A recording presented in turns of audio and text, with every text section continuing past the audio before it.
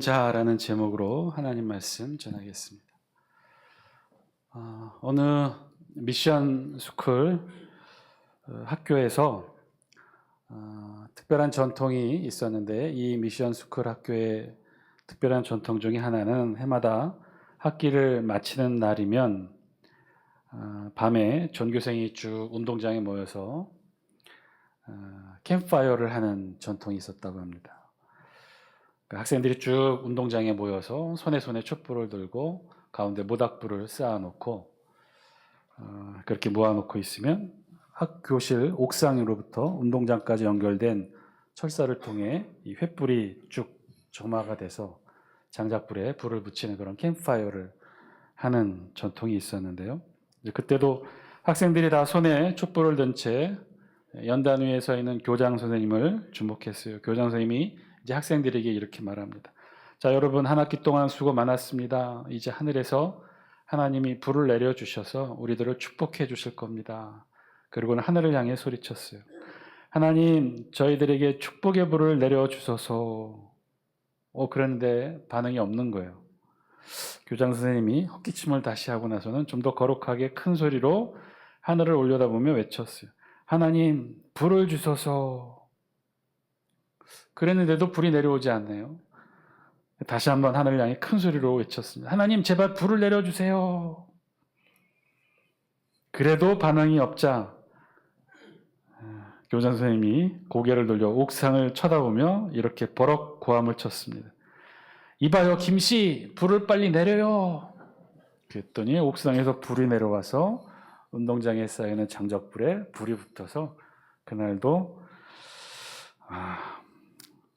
성공적으로 캠프파이어는 끝마쳤으나, 그날 이후 그 학교의 모든 학생들에게 하나님의 성은 김씨라는 전설이 전해지게 되었답니다. 여러분, 하나님의 성이 뭐죠? 하나님의 성은 여씨인가요? 하씨인가요? 하나님의 성은 잘 모르겠고 우리가 알고 있는 것 한 가지가 있어요. 하나님의 이름은 우리가 알고 있습니다. 하나님의 이름 뭐죠? 하나님의 이름은 여호와 혹은 야훼로 알고 있죠. 처음 들어보는 이야기는 아니시겠죠.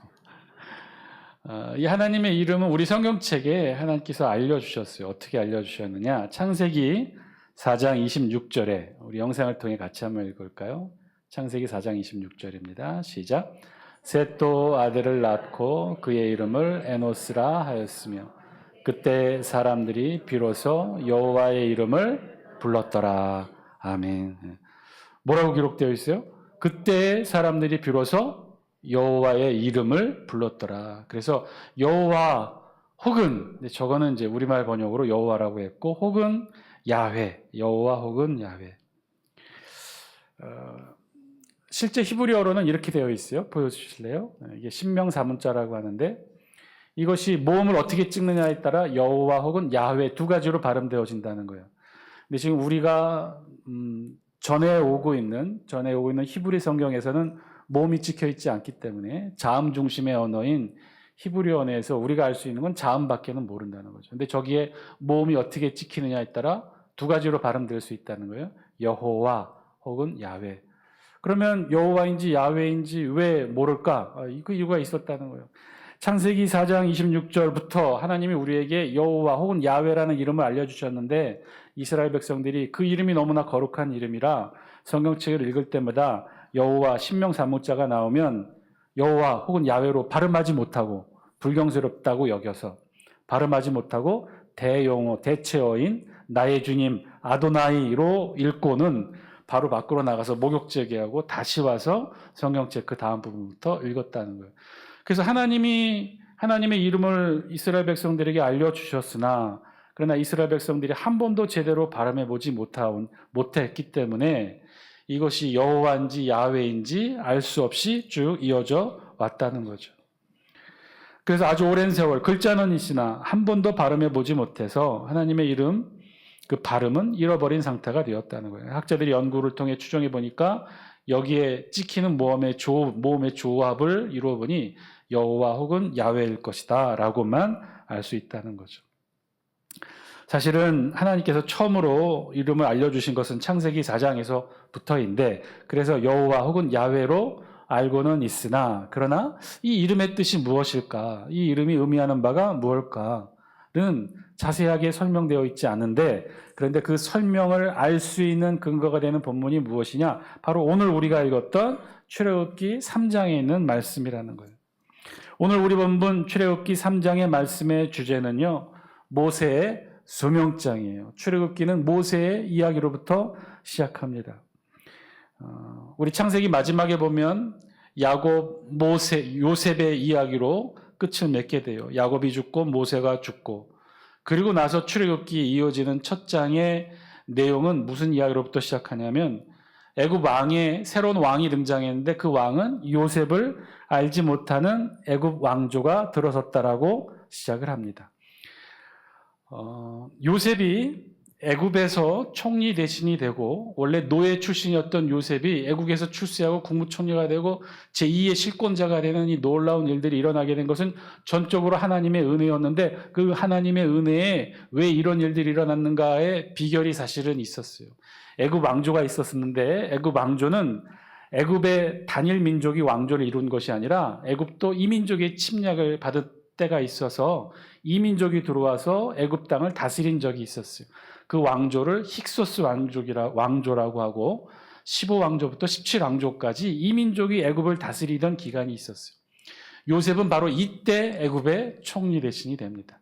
그런데 이 힉소스 민족은 어떤 민족이냐? 가나안 민족이었고 셈족 계열이었어요. 그래서 요셉과는 먼 위로 올라가면 같은 뿌리였기 때문에 비록 요셉이 노예 출신이었으나 이민족을 종용했던 힉소스 왕조에서 요셉을 중요한 자리에 등용하여 썼던 거죠. 그런데 요셉과 야곱이 죽고 난 이후에 이 힉소스 왕조가 쫓겨나고 원래의 애굽을 다스리던 아모스 제18왕조가 등장합니다. 그들은 이민족에 대해서 굉장히 배타적이었어요. 그랬겠죠. 이민족으로부터 수백 년간 지배를 받아왔으니 이민족에 대해서 배타적이었을 거예요. 그래서 애굽 안에 있던 대표적인 이민족, 이스라엘 민족을 탄압하기 시작합니다. 철저히 탄압해서 심지어 어떤 정책까지 내리냐면 남자 아기를 살해하는 정책까지 내리게 되었던 거죠. 바로 그러한 시기에 모세가 출생하게 되고, 바로 그러한 시기에 모세는 태어나자마자 나일강에 버려질 수밖에 없었던 거예요. 그렇게 나일강에 버려진 모세를 누가 건져내요? 애굽의 공주가 건져내어서 양자로 삼게 됩니다. 애굽 왕실에서 왕자의 신분으로 지내던 모세는요, 어느 날 자신의 동족이 탄압받는 모습을 보고 욱하는 성격의 그 애굽 사람을 죽이게 됩니다. 그리고는 미디안으로 도망하게 되죠. 미디안 지역에서 미디안 제사장을 만나고 그의 딸 십보라와 결혼을 합니다. 모세는 그렇게 미디안 땅에서 양떼를 치며 지나게 되었는데, 그러던 어느 날 모세는 아주 특별한 현상을 보게 돼요. 하나님의 산 호렙산에서 특별한 현상을 보게 돼요. 그것은 떨기나무 불꽃 속에서 하나님을 만나는 기적과도 같은 일을 겪게 됩니다. 우리 다 함께 영상을 통해 출애굽기 3장 2절 3절 우리 같이 함께 읽습니다. 시작. 여호와의 사자가 떨기나무 가운데로부터 나오는 불꽃 안에서 그에게 나타나시니라. 그가 보니 떨기나무에 불이 붙었으나 그 떨기나무가 사라지지 아니하는지라. 이에 모세가 이르되 내가 돌이켜 가서 이 큰 광경을 보리라. 떨기나무가 어찌하여 타지 아니하는고 하니, 그때에 모세가 아주 특별한 현상을 보았다는 것. 떨기나무를 보게 되었는데, 떨기나무는 다음과 같은 거예요. 우리가 관목이라고 볼 수 있는 사막과도 같은 황량한 지역에 자라는 저런 조그만 관목류예요. 근데 저런 떨기나무에 불이 붙었다는 거예요. 그런데 그게 뭐가 이상할까? 지금도 아주 건조한 메마른 사막 광야 지형에서는 날이 뜨거우면 자연 발생적으로 저런 메마른 이 떨기나무에 불이 붙는 현상이 자주 일어나곤 한답니다. 떨기나무에 불이 붙는 건 자주 보았던 일인데 왜 이게 특별하고 신기한 현상이었을까? 그 그림으로 이렇게 표현했는데요. 떨기나무에 불이 붙었는데 자세히 보시면 떨기나무가 타요, 안 타요? 떨기나무는 타지 아니하고 그 주위에 불꽃이 계속 일어나는 거예요. 그러니까 모세가 보기에 너무나 신기하게 여겼다는 거죠. 떨기나무에 불이 붙었는데 떨기나무는 타지 않고 사라지지 않고 불꽃은 계속 유지되고 있었다는 거예요. 이런 특별한 떨기나무의 불꽃을 보면서 이곳에서 이 모세는 급기야 하나님을 만나게 됩니다. 바로 그때 하나님이 떨기나무 가운데에서 모세를 불러 말씀하시고, 그렇게 해서 시작되는 모세와 하나님과의 대화가 출애굽기 3장부터 4장 17절까지 이어집니다. 먼저 모세가 하나님께 이렇게 질문하죠. 우리 13절 말씀 영상을 통해 같이 함께 읽습니다. 시작. 모세가 하나님께 아뢰되 내가 이스라엘 자손에게 가서 이르기를 너희의 조상의 하나님이 나를 너희에게 보내셨다 하면 그들이 내게 묻기를 그의 이름이 무엇이냐 하리니 내가 무엇이라고 그들에게 말하리까. 소명장이라 함은 하나님이 모세를 부르시는 내용이에요. 하나님이 모세를 불러서 하나님의 도구로 사용하시는 거죠. 이스라엘 백성의 지도자로 삼고 출애굽이라고 하는 어마어마한 하나님의 구원 사역에 하나님이 모세를 들어 쓰시기 위해 최초로 하나님이 모세를 부르시는 장면, 그 장면이 바로 모세의 소명장이에요. 하나님은 그렇게 모세를 부르셔요. 그런데 이때 이 부르심에 모세가 어떻게 대답했느냐? 이 핑계 저 핑계 대면서 거절한다는 거예요. 나는 입이 뻣뻣하고 둔한 자입니다. 보낼 만한 자를 보내소서 하면서 이 핑계 저 핑계 대면서 거절했다는 거죠. 오늘 본문 13절에서도요. 하나님의 부르심에 모세가 오히려 하나님께 질문한 거예요. 뭐라고 질문했냐? 하나님이 나를 부르셔서 이스라엘 백성 앞에 지도자로 서게 하실 텐데 그때 그러면 그들이 나에게 묻지 않겠습니까? 내가 도대체 무슨 권위로 누구의 이름으로 우리의 지도자가 되려 하느냐? 나에게 이렇게 물을 터인데 그러면 제가 하나님 뭐라고 말할까요? 나를 부르신 이를 누구라고 이스라엘 백성들에게 소개할까요?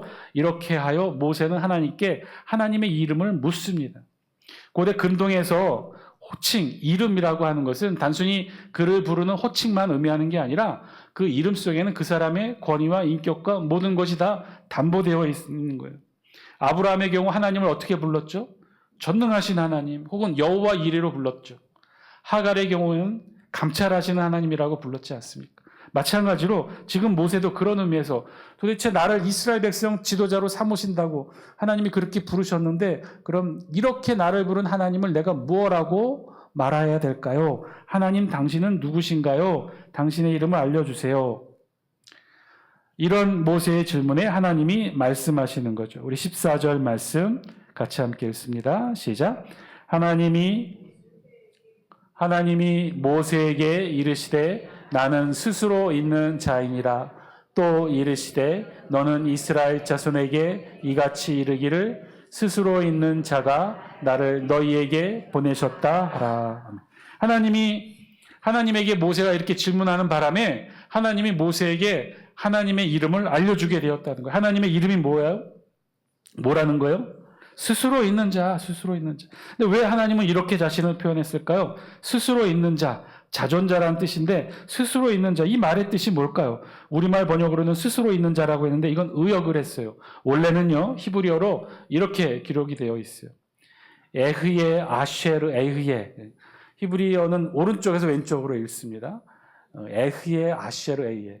근데 영어로 이해하면 더 편할 수 있는데 영어로 바꾸면 I am that I am 이라는 뜻이에요. 그러니까 에그예라는 뜻은 나는 존재한다라는 뜻이에요. 나는 존재하는데 어떤 형태로 존재하느냐? 존재하는 자로 존재한다는 거예요. 나는 존재하는 자로 존재한다. 나는 몇 날 며칠부터 존재한다. 그것이 아니라 나는 처음부터 존재하는 자로 존재한다는 거예요. 그래서 그것을 의역하여 우리말 번역으로는 스스로 있는 자라고 번역했는데 여기에는 나는 존재하는 자로 존재한다고 하는 특별한 성격, 하나님의 영원성이 담보되어 있는 거죠. 하나님은 어느 시점부터 존재하는 게 아닌 거죠. 어느 시점부터 어느 계기로 어떤 존재의 근거로 존재하시는 게 아니라 하나님은 처음부터 영원 전부터 영원까지 스스로 존재하시는 자. 그래서 스스로 존재한다는 의미에는 하나님의 영원성이 담겨 있는 거예요.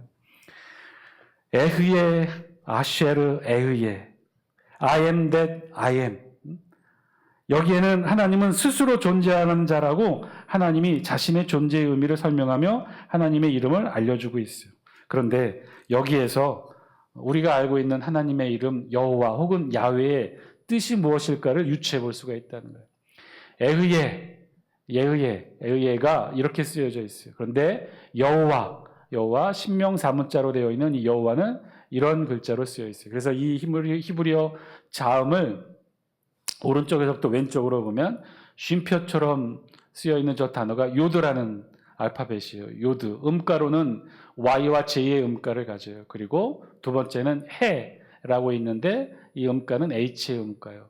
그리고 세 번째 이렇게 생긴 이 글자는 바브라는 뜻인데, 바브라는 알파벳, 히브리 알파벳인데 음가로는 W 혹은 V의 음가를 갖고 있습니다. 그리고 해, 요드해, 바브해. 이 네 글자와 오늘 모세에게 알려주신 하나님의 에흐예라는 이 글자, 알렙, 해, 요드, 해, 네 글자 서로 좀 비슷하게 보이지 않습니까?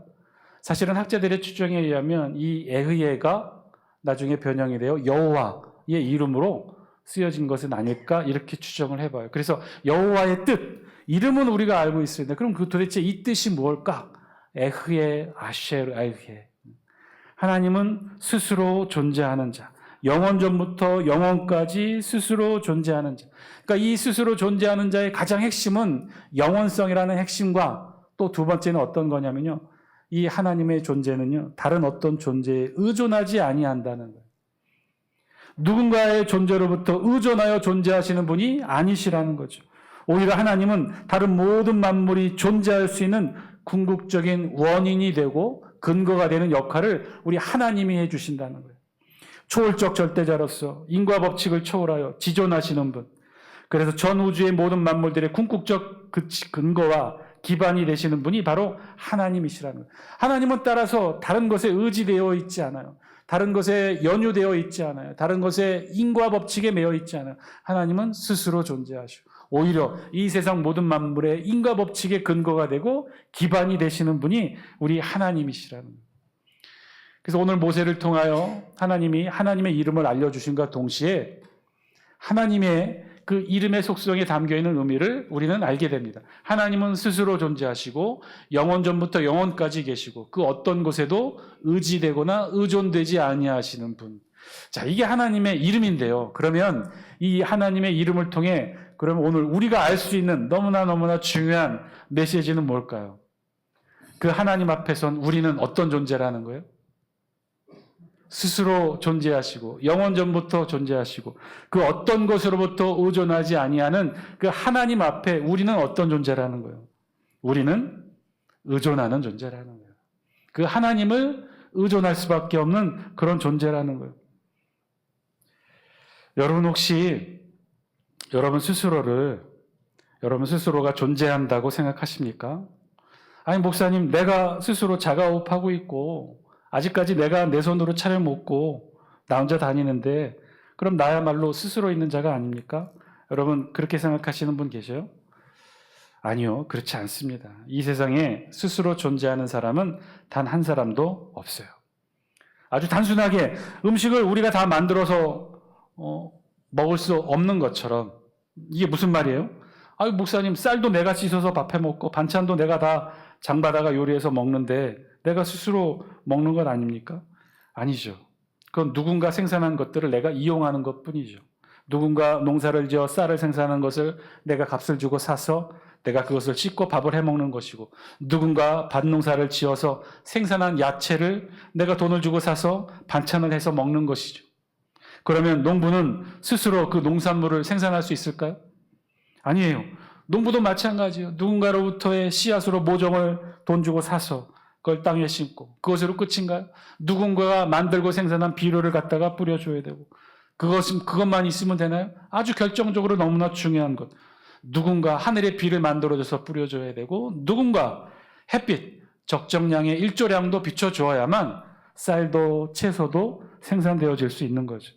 그래서 이 세상 그 어떤 피조물도 사실은 다 의존적인 삶을 살 수밖에 없다는 거예요. 우리가 그렇다는 거죠. 우리 인간은 다 의존적일 수밖에 없어요. 스스로 존재하시고 영원전부터 존재하시는 하나님이 없으면 우리는, 이 세상 모든 만물은 존재할 수 없다는 거예요. 그런데 하나님은 그렇지 않다는 거예요. 하나님은 우리 피조된 존재들과는 달리 그 어떤 곳에도 의존하지 않는 완전히 독립적인 분이시며 또한 모든 피조물과는 달리 구별되는 초월적인 분이시라는 거예요. 처음과 끝이 없으신 영원하신 분이시며 오늘 우리 성경은 모세의 질문을 통해 우리 하나님이 그런 분이심을 우리에게 알려주고 계셔요. 그러면 여러분 오늘 본문을 통해 하나님이 어떠한 분이심을 알게 되었는데 이것이 우리에게 주는 진짜 중요한 메시지가 뭘까요? 아까도 말씀드렸다시피 하나님은 스스로 있는 자, 스스로 계시는 분이요. 스스로 존재하는 자로서 존재하시오. 그러면 그 하나님 앞에 서 있는 우리는 어떤 존재라는 거예요? 스스로 존재하시는 하나님 앞에 우리는 어떤 모습으로 서 있다는 거예요? 그 하나님을 의지하는 자. 하나님이 스스로 있는 자라 한다면 우리는 그 앞에 철저히 의존적인 모습으로 있을 수밖에 없는 존재라는 거예요. 스스로 있는 자, 그 모습이 하나님 자신의 모습을 알려주는 본문을 통해 너희는 알라는 거죠. 스스로 있는 자, 스스로 계시는 자 하나님 앞에 우리는 단지 철저히 의존적인 존재일 뿐이라는 거예요. 스스로 계시는 하나님이 아니라면 그 하나님이 없다면 우리는 존재하지 못한다. 오직 하나님 앞에서만 의미 있고 하나님 앞에서만 존재할 수 있고 하나님 앞에서만 의미 있는 삶, 생명의 호흡을 이어갈 수 있는 존재가 바로 우리들이라는 거예요. 그리고 우리의 소명이 있다면 그 사실을 이 세상에 선포하고 알리는 일이라는 거죠. 우리 다 함께 15절 말씀 영상을 통해 같이 함께 읽습니다. 시작. 하나님이 또 모세에게 이르시되 너는 이스라엘 자손에게 이같이 이르기를 너희 조상의 하나님 여호와 곧 아브라함의 하나님, 이삭의 하나님, 야곱의 하나님께서 나를 너희에게 보내셨다 하라. 이는 나의 영원한 이름이요 대대로 기억할 나의 칭원이라. 아멘.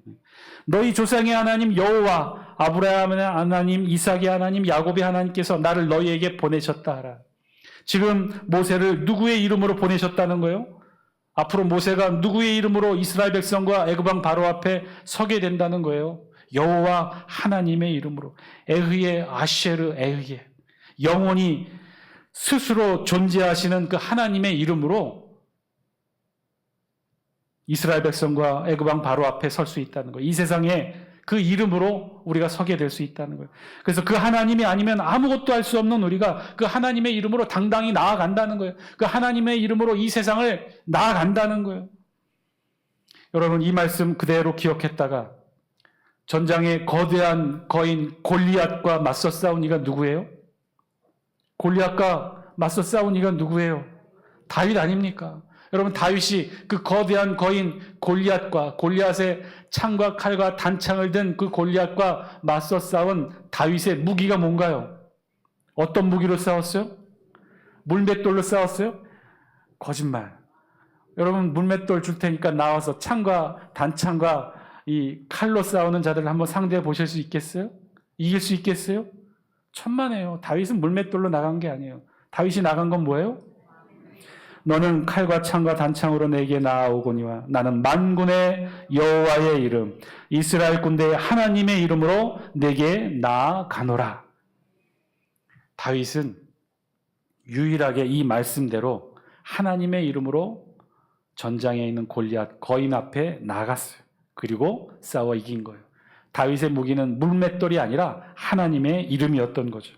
사랑하는 장수께 성도 여러분, 오늘 말씀을 통해 하나님이 우리에게 주시는 음성 저와 여러분들 들을 수 있게 되기를 바랍니다. 하나님 앞에 서 있는 우리 모두는 누구인지 깨닫게 되는 여러분 되시길 바랍니다. 우리가 누구인가요? 지금까지 이 세상을 달려오며 신앙의 삶을 살아온 우리는 과연 누구인가요? 우리는 지금 어떤 모습으로 서 있습니까? 우리는 스스로 있는 자, 스스로 존재하는 자, 하나님 앞에 서 있는 스스로 존재하지 못하는 자들입니다. 하나님을 붙잡지 않으면, 하나님을 의지하지 않으면 단 하루도 생존할 수 없는 자가 바로 우리들이라는 거예요. 우리가 그런 존재라는 거예요. 그런 연약한 존재라는 거예요. 저와 여러분들이 의미 있게 생명의 호흡을 유지하며 살아가기 위해서는 단 하루도 하나님을 붙잡지 않고는, 하나님을 의지하지 않고는 살아갈 수 없는 자가 바로 우리들이라는 거예요. 그 사실을 깨닫는 여러분 되시기를 주의 이름으로 간절히 축원드립니다. 아이고 목사님, 내가 살아온 세월이 얼마인데, 내가 헤쳐온 삶이 얼마인데, 여러분, 목사님 내가 누군지 아셔요? 네, 산전수전 공중전 다 겪어낸 인생의 역전노장입니다. 지금껏 살아오면서 혼자 살아왔고 앞으로도 혼자 살아갈 수 있어요. 이제는 오히려 남을 도울 수 있어요. 불쌍한 이웃들 돌아보며 살아갈 수도 있어요. 혹시 그렇게 생각하시는 분 있습니까? 지금까지 그렇게 살아올 수 있었다면, 누구도 의지하지 않고 살아올 수 있었다면, 정말 그랬을 리도 없겠지만, 그럼에도 불구하고 내 손 내 힘으로 여기까지 왔다고 생각하신다면, 오케이, 여러분 그것으로 감사하십시오. 그러나 앞으로는 어떻게 하실 겁니까? 천년만년 우리가 그렇게 살아갈 수 있을까요? 그런 자신감으로 천년만년은 그냥 10년, 20년 우리 살아갈 수 있을까요? 우리 앞으로 어떻게 될까요? 우리 다 보아왔지 않습니까? 주변의 도움 없이는 일어설 수도, 앉을 수도, 먹을 수도 없는 상태가 곧 조만간 찾아오게 된다는 것. 죽음 이후에는 또 어떻습니까? 암흑과도 같은 그 죽음 이후에 여러분 누구를 의지하며 나아가시겠습니까? 내 힘, 내 능력 의지한다고 천국 가서 영생의 삶 살 수 있겠어요? 아니요. 우리는 절대 그런 존재가 아니에요. 절대로 스스로 존재할 수 있는 존재가 아닙니다. 우리는 꼭 반드시 누군가를 의존해야만 살아갈 수 있는 존재예요. 여러분, 그렇다면 제대로 의존합시다. 제대로 의지하고 붙듭시다. 괜히 엄한 거 붙들지 마시고, 사람 의지했다가 상처받지 마시고, 물질 붙들었다가 넘어지지 마시고, 영원히 변치 않는 영원한 우리의 소망 되시는 하나님 붙드시기를 주의 이름으로 간절히 축원드립니다. 누군가를 붙들어야만 존재할 수 있는 존재란다면 제대로 붙들자고요. 제대로 영원토록 스스로 존재하시는 그 하나님, 그 한 분을 제대로 붙들자고요. 사랑하는 장수교 성도 여러분, 오늘 우리에게 주신 하나님의 음성 저와 여러분들이 들을 수 있게 되기를 바랍니다. 하나님 꼭 의지하게 하여 주옵소서. 하나님만을 꼭 붙들고 나아가게 하여 주옵소서. 하나님 앞에서만 우리의 삶이 의미가 있습니다. 스스로 계시는 하나님 앞에, 그 하나님 앞에 내가 온전히 하나님만 붙듭니다.